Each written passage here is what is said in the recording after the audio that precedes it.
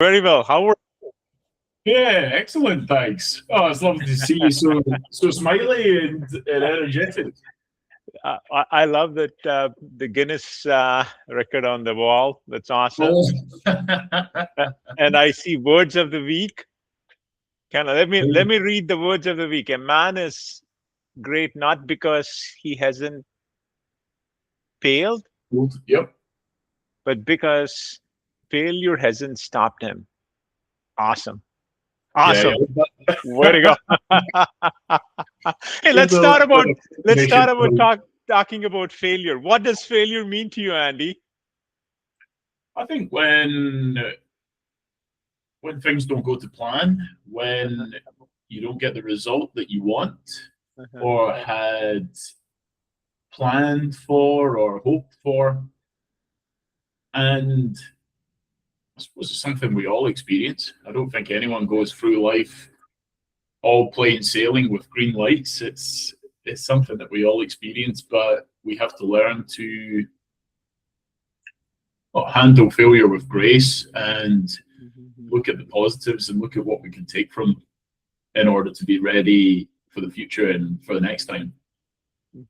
I was watching your Instagram, and you quote Thomas Alva Edison's double the failure, double the success rate of failures. I mean, how do you deal with it? I know you say, okay, it's very important, but how do you deal with it? Like, I mean, yeah, as a little, what's your message for a 10-year-old kid like Lucas? What's your message for him? It's tough at the time. I think I don't think you would be human if you didn't get disappointed. The more you fail, the more you learn how to respond to it. I don't think you hide or shy from those emotions, but you have to learn to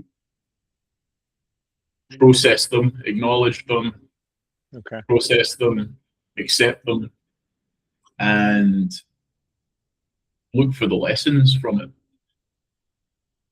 What can I do more of? What did I do well that I can do more of? What do I need to do less of? Are there things I need to introduce? Are there things I need to get rid of? That would probably be the easiest way to analyze something. Okay. And I think for me, it helps when you have a good support network around you to help through those tough moments, because no one's self-made in this world. No one does it alone.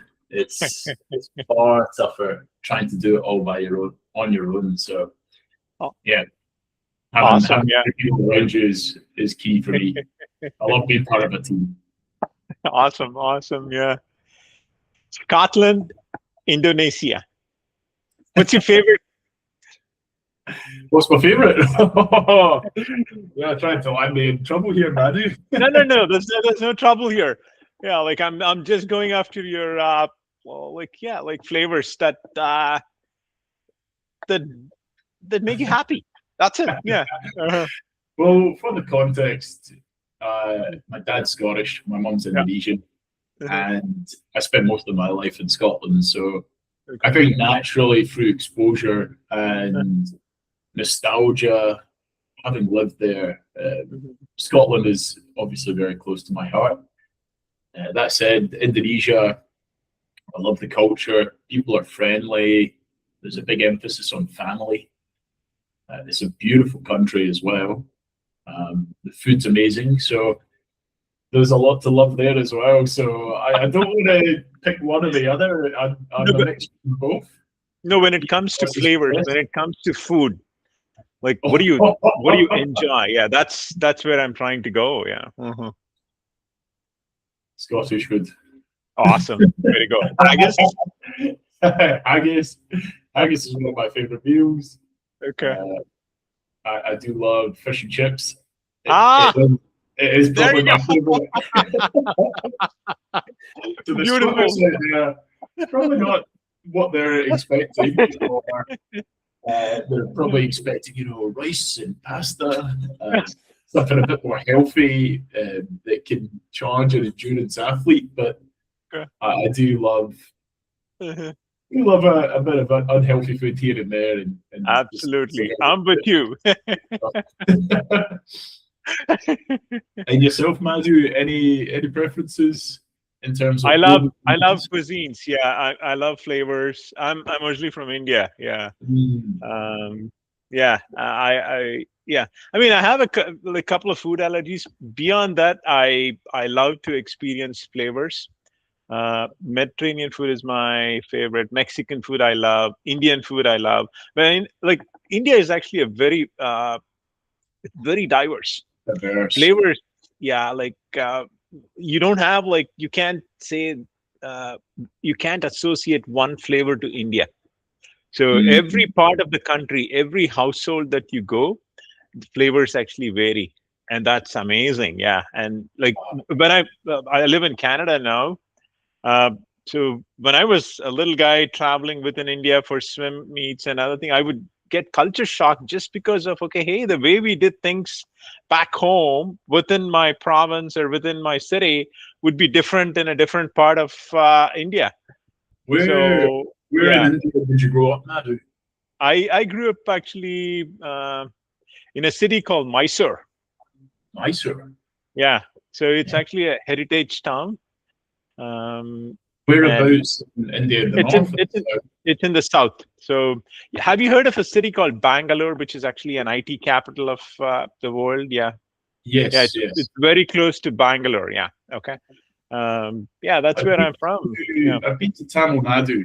I've been Ah, to very Coimbatore. close. You've been to Coimbatore, okay? So Uh, I can actually drive to Coimbatore. It's about 7 8 hours from Mysore. Yeah.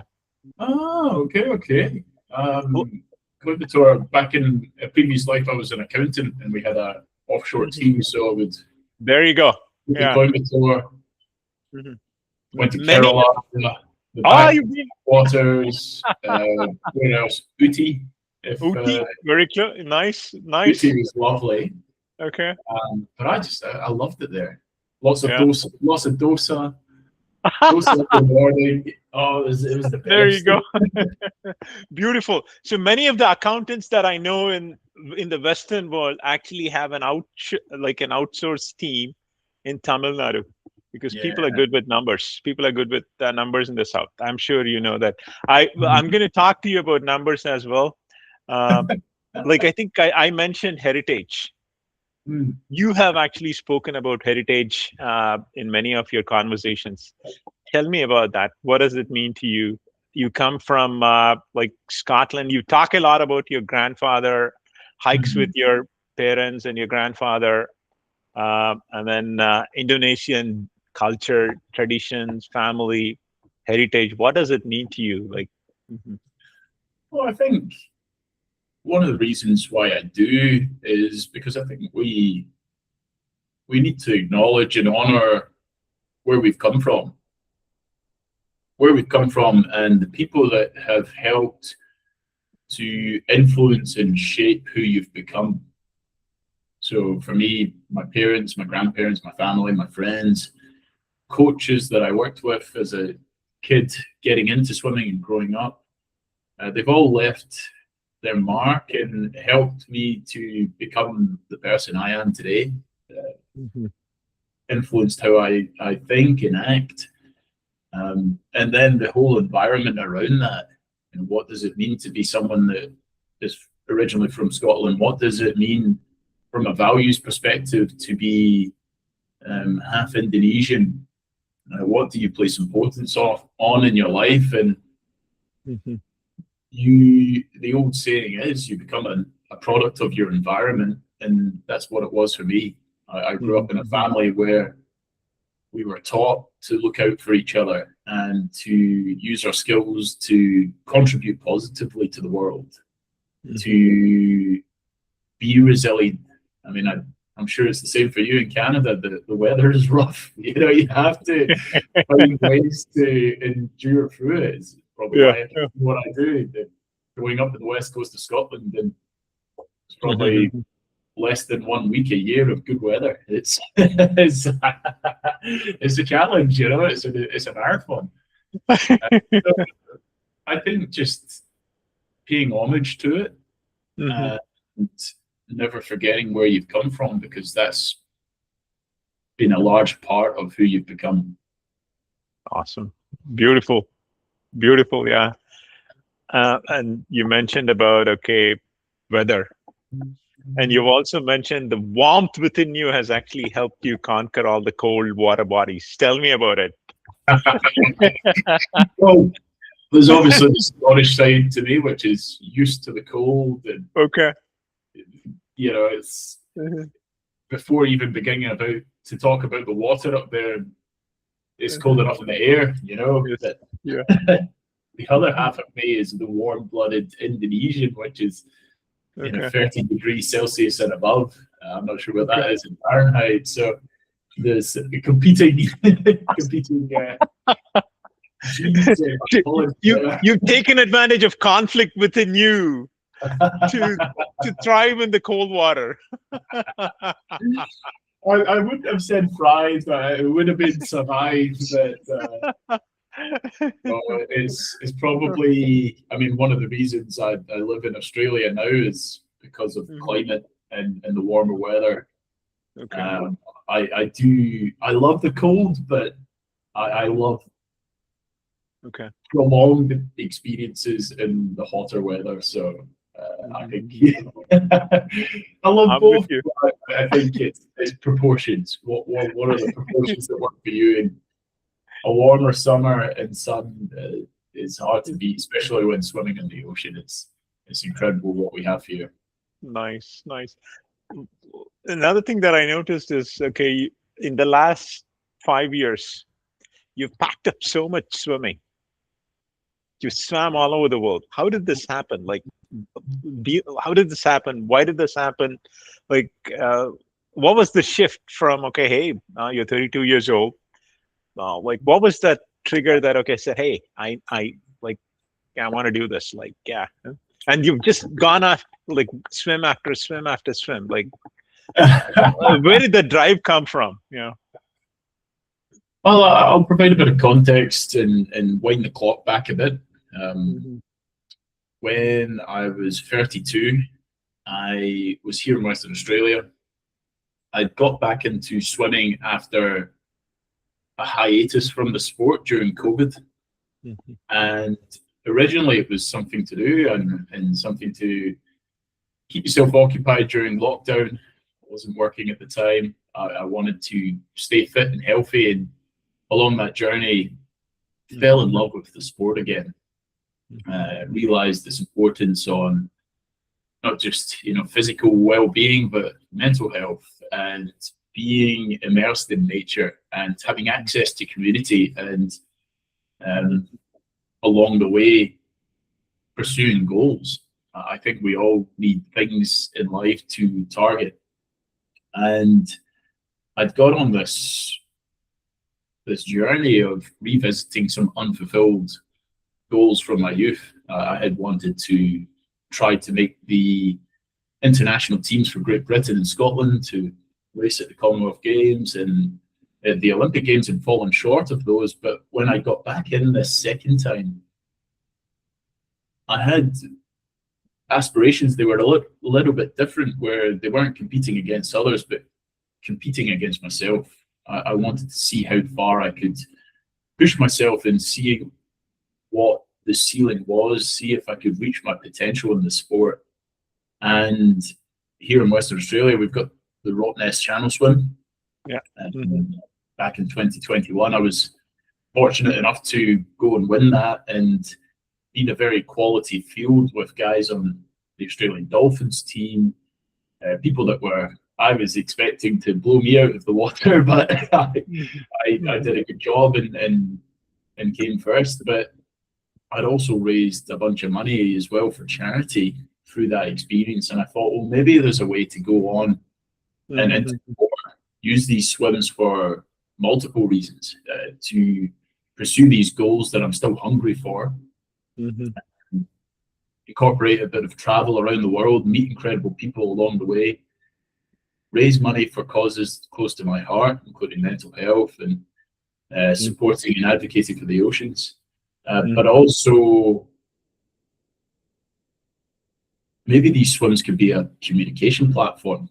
Maybe they can be used to inspire others to share powerful messages around the lessons that we learn. You know, how do you deal with adversity? How do you pick yourself up after failure? How do you plan for the unplannable? You know, which a lot of these swims are. There's all these curveballs that you experience that you would have no idea were possible. Like you know, I've had swims where my boat's broken down and we've been stranded out there for you know, long periods of time. I've swum into unforecasted storms. I've you know, encountered marine life out there. Like, you can't plan for these, and you have to experience them. I saw that, well, with the help of the people around me. Okay. We knew there was a journey with so much growth and learning to be had. And it was just a no-brainer to me. I was in a position in life where I had my health, I was in good shape for swimming. I had some finances behind me from, you know, 7 years as an accountant. Supposed to use that money to buy a house. I ended up using it mostly to swim. But you know, I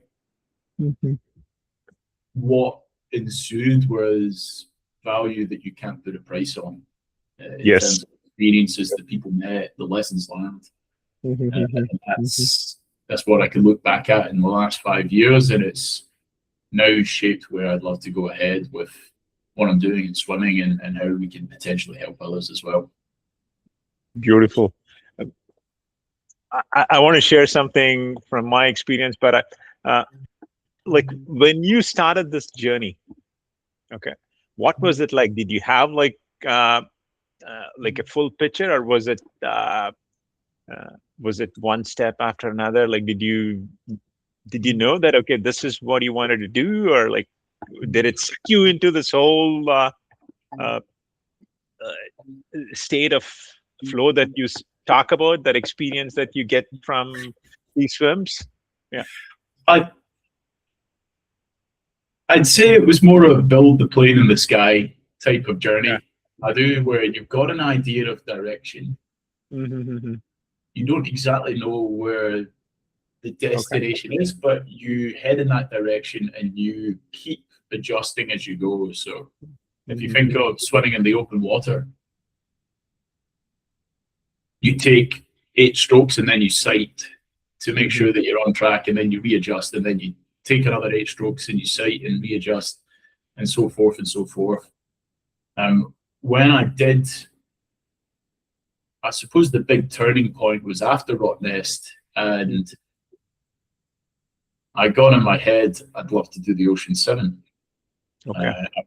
I remember reading Steve Monatone's book about open water swimming, and it detailed what the swims were, and that there were 7 of these channels around the world. And I remember reading that no one had ever done it in the space of a year, and I thought, oh, maybe I could be that person.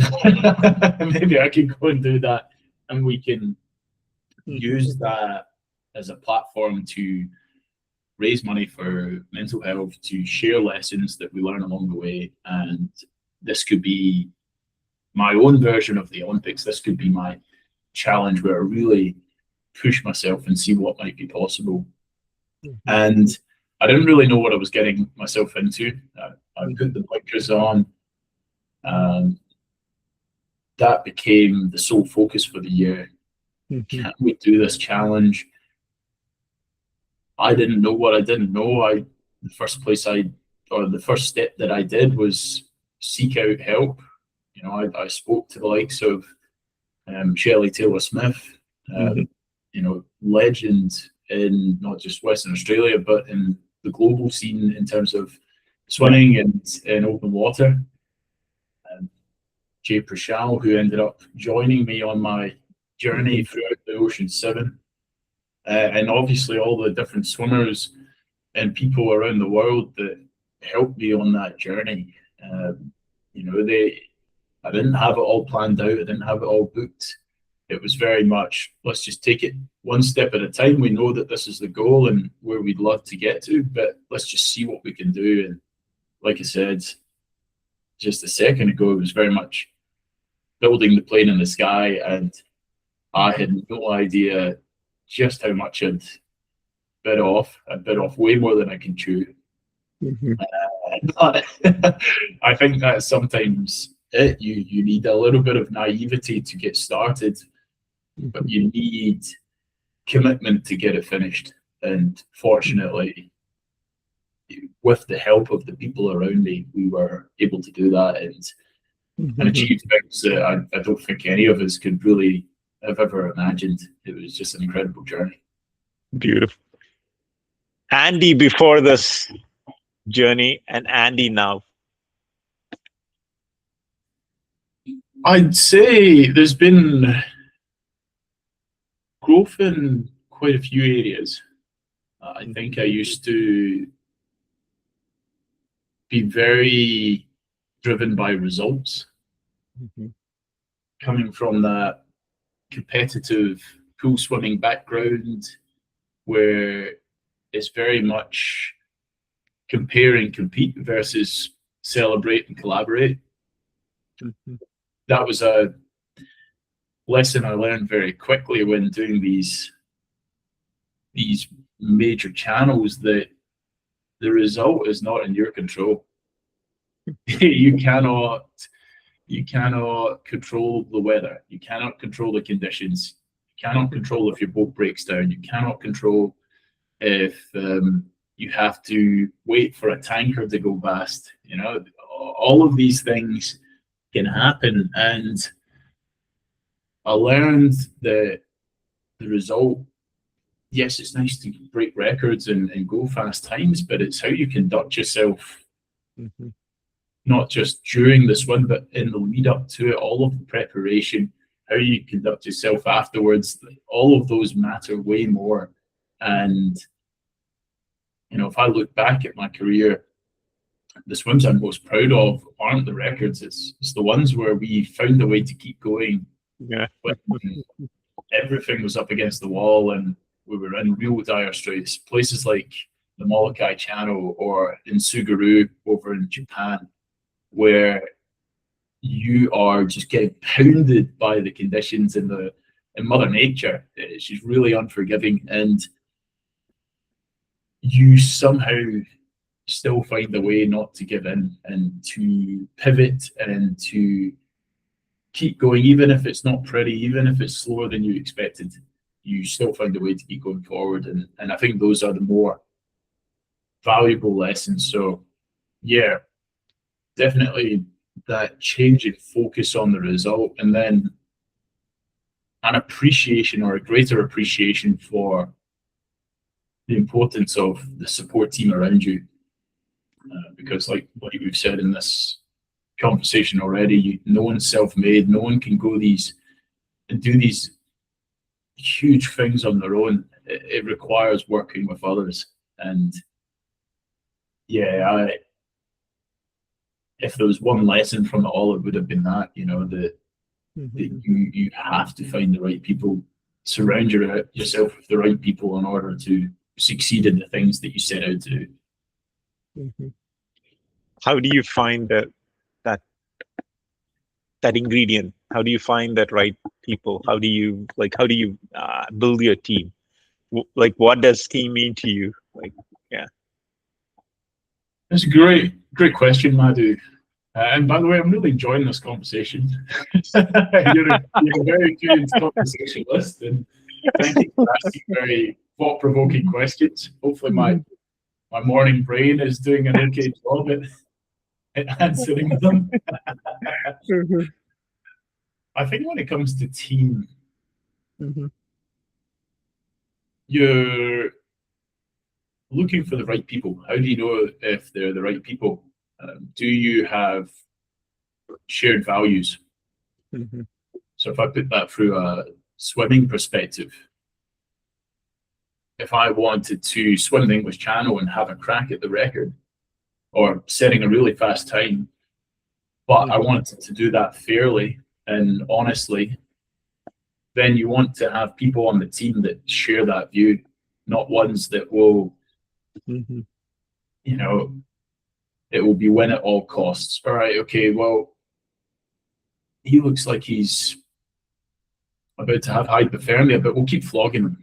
You know, what's more important, the record or safe, like health and safety? Or we'll cut in front of this tanker because the record's on the line, but it stops this tanker which is carrying, you know, millions of dollars worth of cargo, and we delay them and it costs someone else so much money. Like, you want the right people around that it's not just about winning, but it's how you win, how you conduct yourself through that journey. So shared values, I think, is a real good one. In terms of these swims, are they people that are bringing something to it? You know, you don't want to fill your boat with people that will not work well in a team, that are thinking about themselves, that actually aren't really there to support you. They're there for their own agenda, or to actually cause more harm than good. You know, I've been on swims, and I'm not going to name names, but where they were not there to support the swimmer. They were disinterested. They're looking at their phone the whole time. They actually have their back to the swimmer. They're there for a good day out on the boat. And, you know, that's not the right person to have in your team. And sometimes you have to have those experiences to know for next time. Yeah. All right. Well, that didn't work. But I know for the future, whoever I get in on that role, I need to, I know what I'm looking for next time. So, and I know what I'm not looking for. So it does involve a bit of trial and error. First time, but that's what wisdom and experience is. It's not given, it's earned. You have to have the failures in order to grow.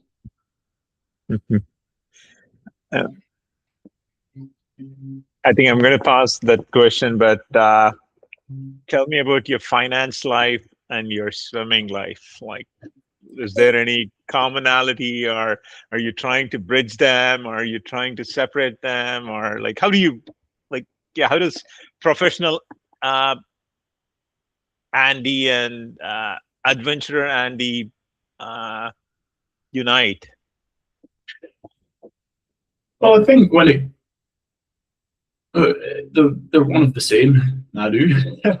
Very good. Yeah, beautiful. They're one of the same. I'm not currently practicing as an accountant anymore, but it's part of who I am. I like in any business, you're always planning for success. How do you reach your goals? You're always doing risk analysis and risk mitigation. Again, very transferable to swimming. You know, in a business sense, what is going to impact the business and what's going to stop it from achieving its goals. In swimming, how do I get from here to there? How do I swim across this channel? What might stop me? What might impede me on my preparation leading up to this? They're very transferable skills. How do I put together a team over here in the finance world? How do I put together a team over here in the swimming world? Yeah, it's far more similar than I realized. That's been a huge learning. And, you know, I spent 7 years as an accountant. I went through my professional qualifications. I learned a lot of lessons in the office, in the corporate environment. I suppose for me, I feel more me out in the water and working with people. I think, don't get me wrong, I enjoyed what I did over there. I think I was good at it as well as an accountant. But over here, this feels more like what I'm on this planet to do. I feel like my path is to be involved in the swimming world, and I'm still figuring out exactly how that looks, but it's certainly exciting, and I wouldn't change how things have unfolded at all. What does swimming mean to you, Andy? I'll need a quick second to think of this answer, Madhu.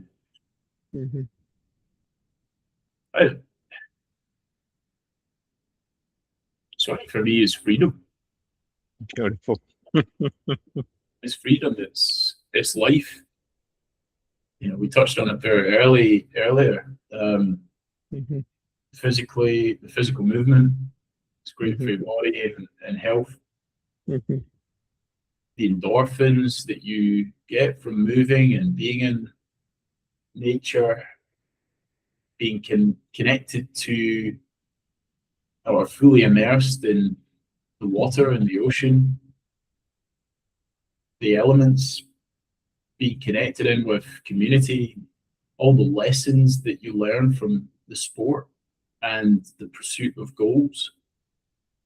It encapsulates everything to me. So yeah, swimming is life, and it's there to, the one thing I always try to tell people is it's there to add to your life, not take over it. Yes. Beautiful. It's there to complement things. So it's a tool that enables you to have a richer life, but it shouldn't be everything. It shouldn't take over and take you away from the other things that are important, but add to it as well. The other things being family or career or whatnot. But it is one of these aspects of life that I think brings a lot to it too. Beautiful. Way to go, Andy. Yeah. What does peace mean to you?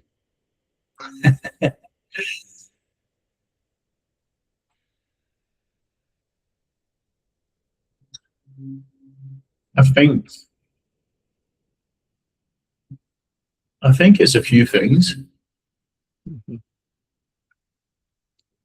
If I think of my head, calm internal monologue. If I think of feelings, you're at ease. You know, everything feels at a natural status quo, regardless of what's going on around you. It's an internal and an intrinsic feeling as well. So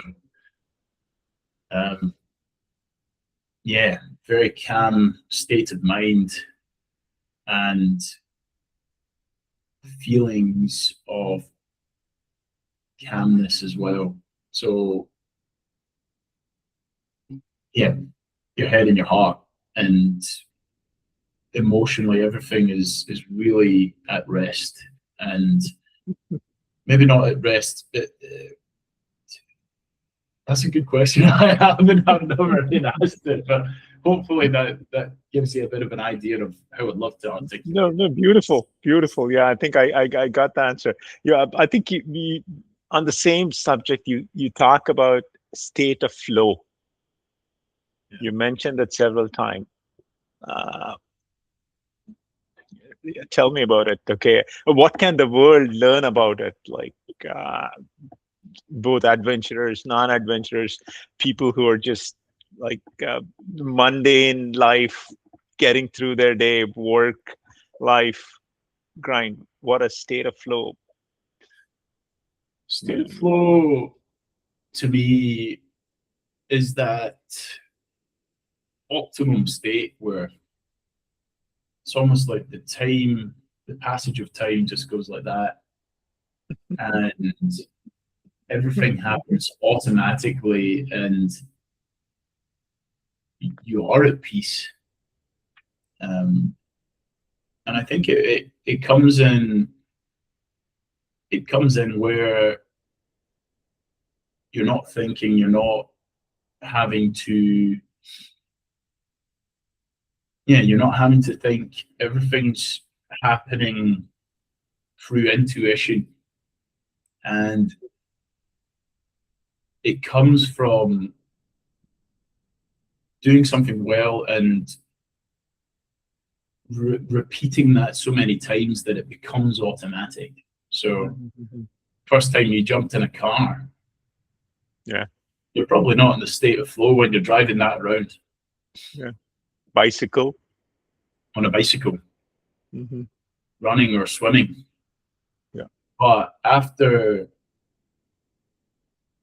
years and years of repetitions or practice, then it does become habit, and you can get into that state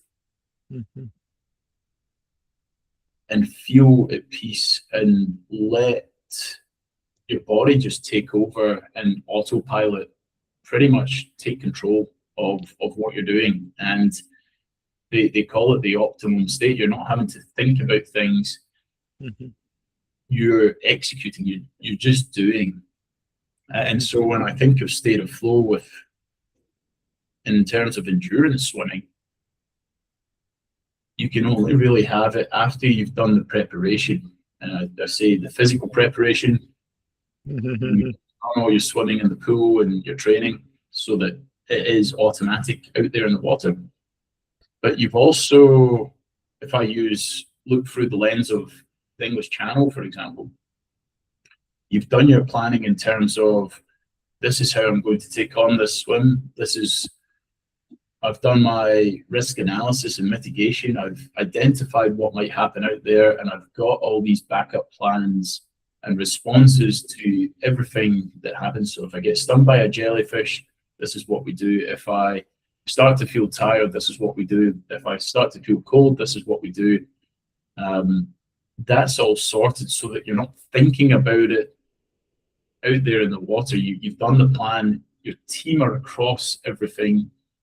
You've divided up the roles and responsibilities so you know who's in charge of what. The skipper's in charge of navigation. The handler is keeping you fed, giving you updates every hour or however often you want, giving you feeds every 20 minutes or however often you want, so that when you turn up onto the beach and you dive in, not figuring this out as you go. It's all been planned. Everyone's across it, and it allows you to just be in the present, get into the state flow, and stay there for as long as you can, because it's the optimum state to be operating in. And this almost feels like it's switched off. Passage of time goes super, super fast, and we work our best when we're in flow and enjoying ourselves. Beautiful. Yeah. You talk about forever passion, forever pace. Beautiful, beautifully said. Yeah. I think when we were talking about how you build your team, you spoke about shared values. What's one value that you can tell a little kid that's important for you, that can eventually make them grow? For growing? Just, growth. Yeah. Curiosity. Be curious. And I think that encapsulates a few things. It encapsulates learning, continuous learning. How can I expand my knowledge? How can I do things differently that might be better? Having an inquisitive mindset to understand things that you don't understand, to ask the right questions. Because how do we grow? We grow by expanding outside of our comfort zone into those areas of the unknown. And so the more time we spend in those areas, if we think of our comfort zone as a circle, the more time we spend on the outside of the comfort zone, margins and the space, the area starts to grow and grow and grow. So curiosity, step outside the comfort zone. Beautiful. Yeah. I have so many more questions. um, in the interest of time, I know you've started something called After Swim. Tell me about it. Yeah. What's the big vision? What's the big vision? Oh,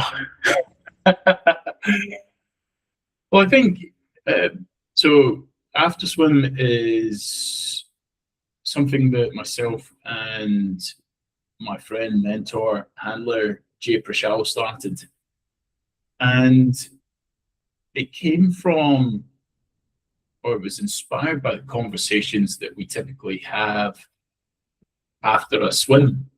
So whether that's a swim in the ocean where we get out and we go and have a coffee together, because the coffees are just as or more important than the swims themselves. Yes. Okay.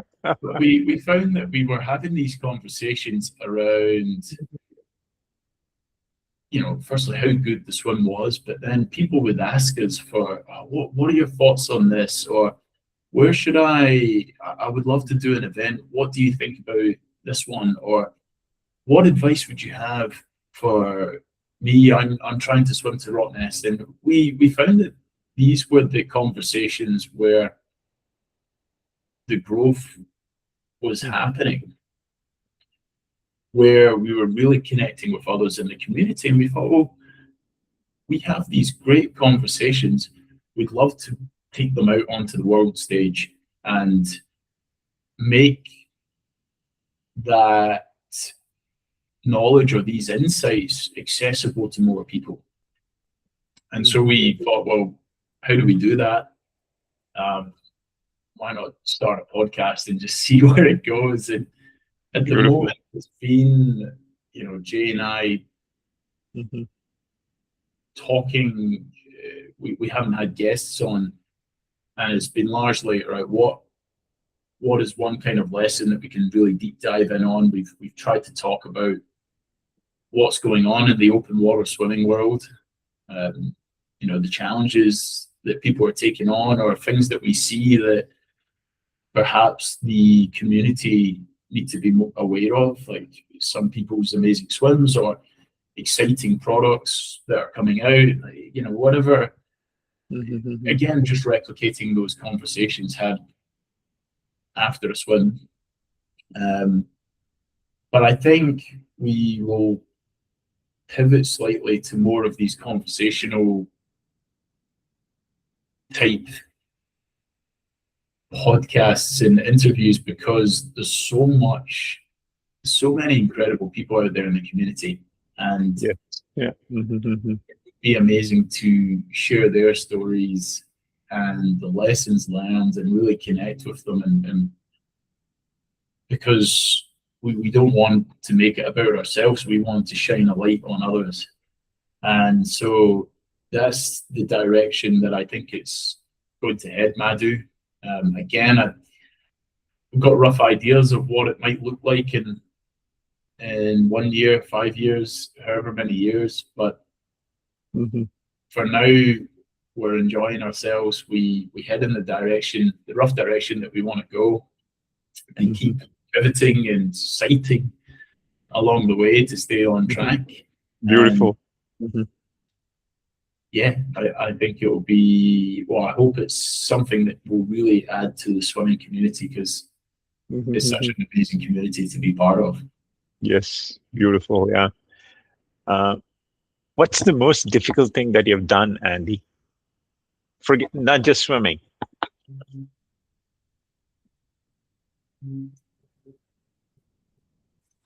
Whoa.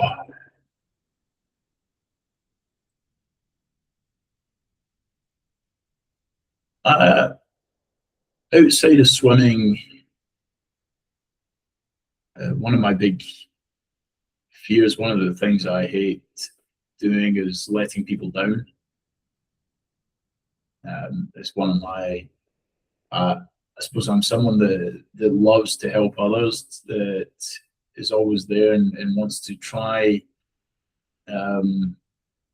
be a positive influence and on other people's lives. And when I feel like I've let someone down, or if I've done things to let people down, I'm very hard on myself.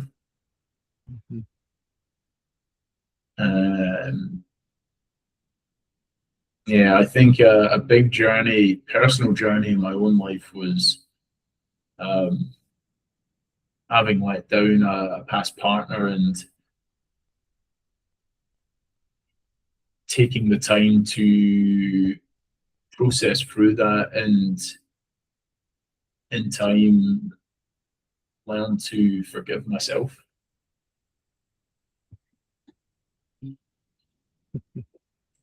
That's probably one of the most difficult things, and I haven't shared that much around that in the past. It's hopefully that sort of articulates things, but I think we can be very hard on ourselves and we can be our biggest critics.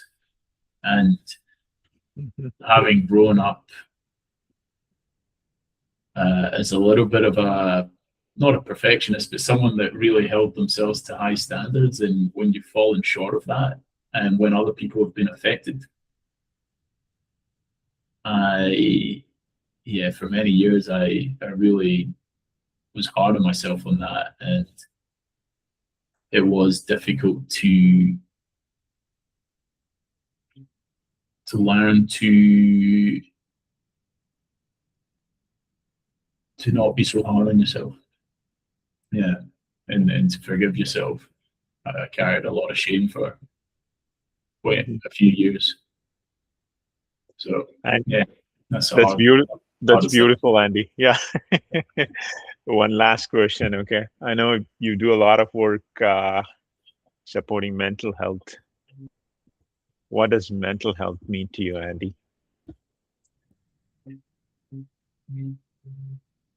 I think it's, well, in the same way as physical health is important for you and every person, mental health, if this isn't in a great state, then everything you do gets affected. So we have to learn to look after it. And so, just briefly building on that last question, I had a few years where I was really struggling with my mental health. I wasn't sure about my own character, if I was, I think when you, what am I trying to say here?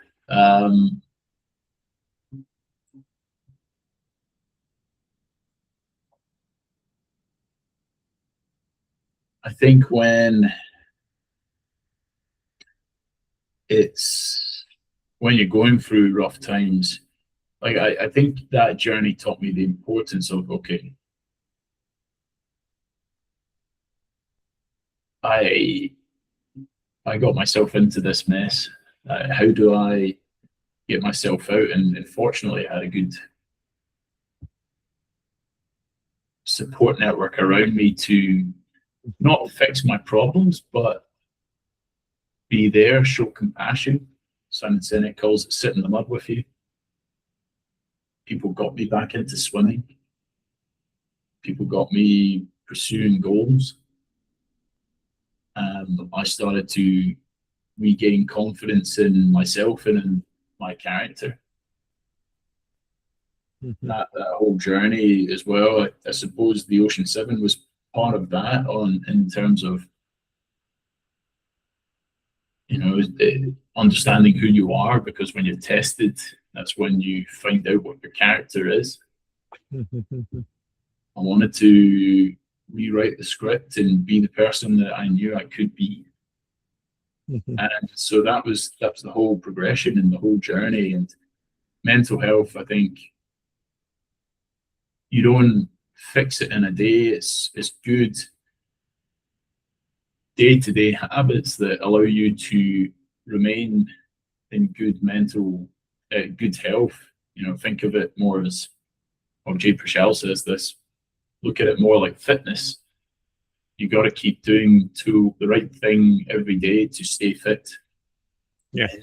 You know, it's not just this boom and bust where you have these high highs and really low lows. Like, how can you just keep this at a nice, stable level? And so, but I think you do. I think you have to have the failures to know to place importance on that. Because if I didn't have those tougher times with my health mentally, then maybe I wouldn't have been on this journey. So it all happens for a reason. I wouldn't change a thing.